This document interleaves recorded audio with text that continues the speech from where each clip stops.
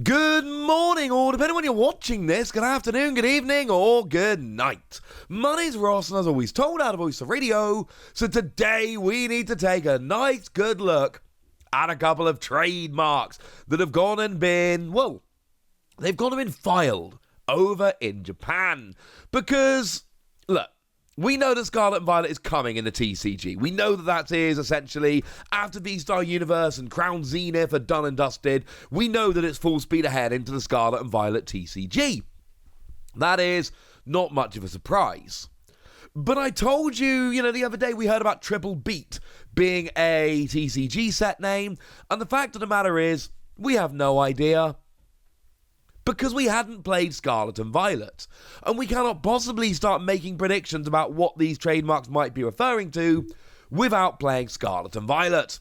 And one thing which I've told my wife, that when a new game comes out like Scarlet and Violet, I need to buy these and I need to play them as soon as possible. It's how I justify buying the download on the Australian eShop to play it early, and it's how I justify taking like 4 days off work and doing basically nothing but playing Scarlet and Violet. Because I need to have the knowledge of what's in the game and everything around the game for when we hear about things like trademarks, so that I can actually tell you about them. And the good news is that has totally paid off, because actually, the two new trademarks we've got today, they seem to be hinting pretty clearly at, well, things from Pokemon Scarlet and Pokemon Violet. Now, we did also see the reveal of the trademark Triple Beat. We saw that in listings a couple of weeks ago, and I'm going to be perfectly honest with you, I don't know. Maybe Triple Beat is referring to just the free first partner Pokemon? That could be what they're going for here. I honestly have no idea. Now, it is worth pointing out that Triple Beat is the first... Well, okay, let's be clear. We don't know, but I think Triple Beat is going to be the first A set. That's what I'm assuming is going on here. Now, it is listed for essentially 2 months after the release of Scarlet and Violet, so it could be a mini set or it could be a main set. I'm going to go ahead and assume that it is a mini set for the time being, because that makes the most sense to me. So, the honest, and we generally do get main, mini, etc. So, that's kind of interesting. I mean, one thing we can do is we can kind of go back here and look at what happened in Japan. And in Japan, they had Sword and Shield, which were, the first sets. But then the mini set that they had after that was VMAX Rising. And VMAX Rising brought in the VMAXs of Rillaboom, Cinderace, and Inteleon. So the first subset we had with Sword and Shield did bring us the VMAXs of the first partner Pokemon, because remember, we didn't get VMAXs of them in Sword and Shield, we got other Pokemon instead. So maybe that's the kind of thing they're doing again, and incidentally, this does make a lot of sense to me. I don't know why Triple Beat, I'm going to be honest with you, that is, that's not something I can really tell you. I mean, I suppose free first partner Pokemon. Yeah. But I'm kind of clutching at straws here, ladies and gentlemen. I am clutching at straws a little bit. But that's the best prediction I've got for you. My best prediction is that it's going to be the first partner Pokemon. Now, at this stage, I need to tell you that there is absolutely no way we can avoid Scarlet and Violet new Pokemon. I'm not going to be giving away the story or anything like that of Scarlet and Violet, including the end game. We don't need to talk about the end game yet, so we will not be doing so. However, we do need to talk about some of the new Pokemon, the first partner Pokemon in just a second, and also a couple of the legendaries from the post-game. Well, not even the post-game, really. It doesn't need to be the post-game. You don't need to get the post-game to get them. And I know, I think at this stage, I think I'm going to put them on the thumbnail. I did a Twitter poll that overwhelmingly said it was okay. It's been 2 weeks since the release of the games.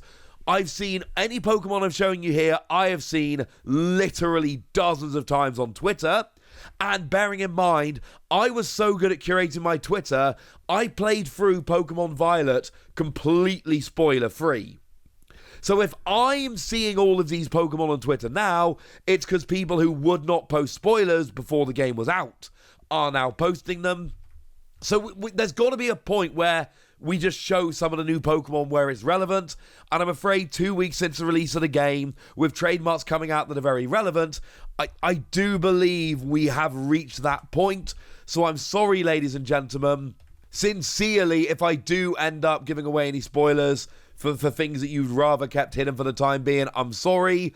All I can tell you is, I think I left it long enough, but I do think we need to have a chat about it at this point.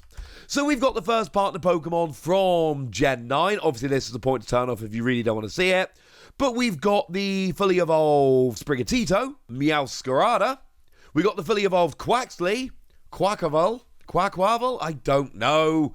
And the fully evolved Fuecoco, Skeleturge. And for what it's worth, I actually feel pretty good at this stage because I didn't know the stage 1s or the stage 2s when I started playing the game, but I now feel pretty good about the order. I said Fuecoco first, Quaxly second, Sprigatito third, and actually having played the games, that's how I feel.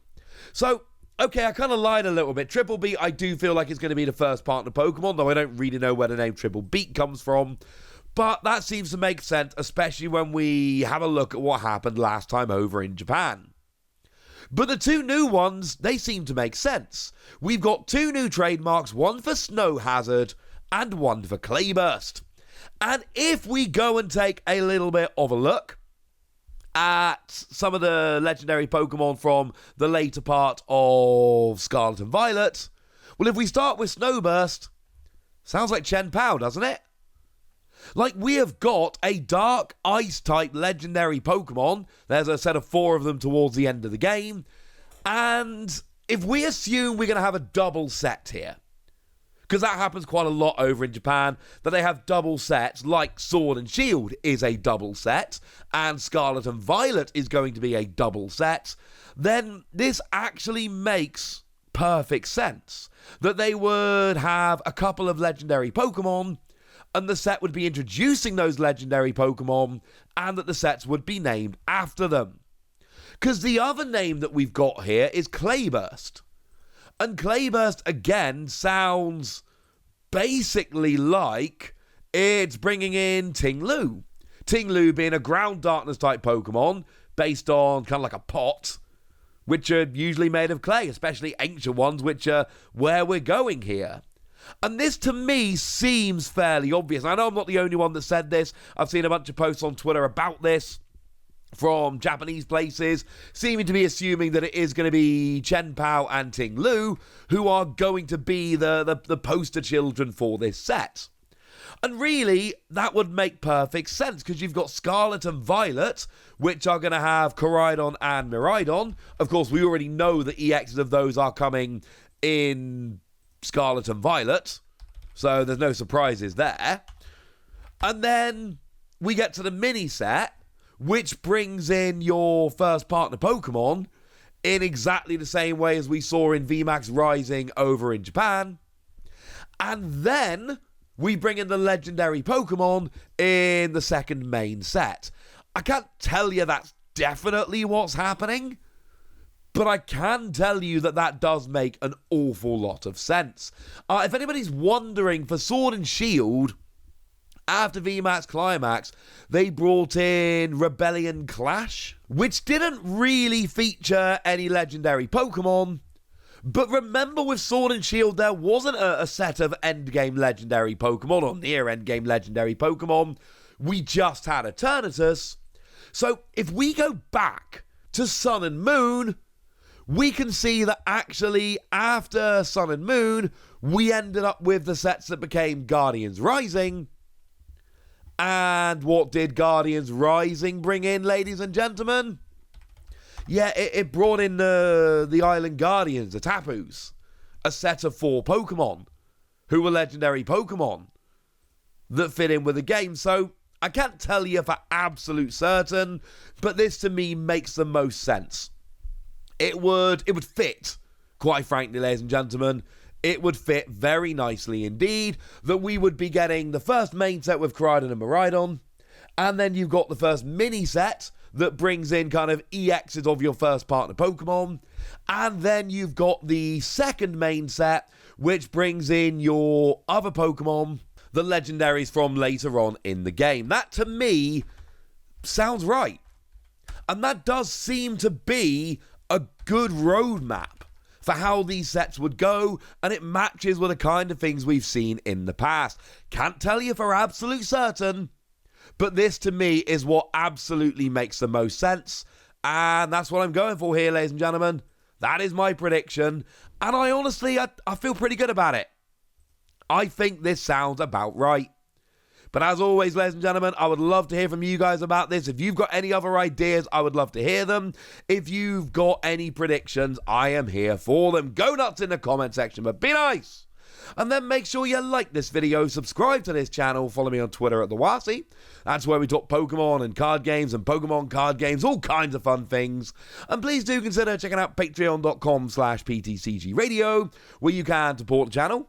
You can get some bonus podcasts, rant to all of your questions. You can join a Discord and chat with us about various things. And you can get shout-outs on the channel. Like the lovely The Unknown One, who's one of our newer supporters, but does seem to be a very lovely person. So thank you very much for the support, and thank you for being a very lovely person. But by far the most important thing as always, look after yourselves till next time, would ya?